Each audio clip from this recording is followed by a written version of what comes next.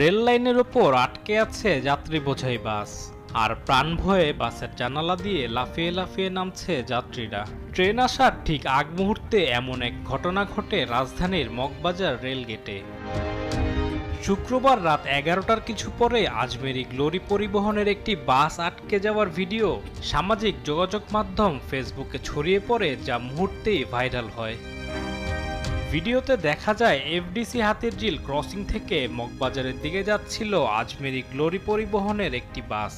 বাসটি রেল লাইনে উঠতেই হঠাৎ সেটি আটকে যায়। চালক কিছু সময় চেষ্টা করেও সেটি সামনে বা পেছনে নিতে পারেননি।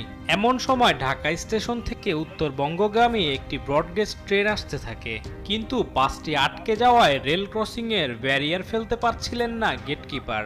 উপায় না দেখে বাঁশিতে ফু দিয়ে সবাইকে সতর্ক করার চেষ্টা করছিলেন। আরও দেখা যায় যাত্রীরা প্রাণ ভয়ে এমন সময় বাসের জানালা দিয়ে নামতে শুরু করেন।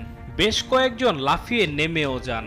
এক পর্যায়ে বাসের চালক ট্রেন আসার ঠিক আগ মুহূর্তে বাসটি পেছনে নিতে সক্ষম হন। তার কয়েক সেকেন্ড পরে উত্তরবঙ্গগামী ট্রেনটি মগবাজার রেলগেট পার হয়ে যায়। তবে এই ঘটনায় কোনো হতাহত হয়নি।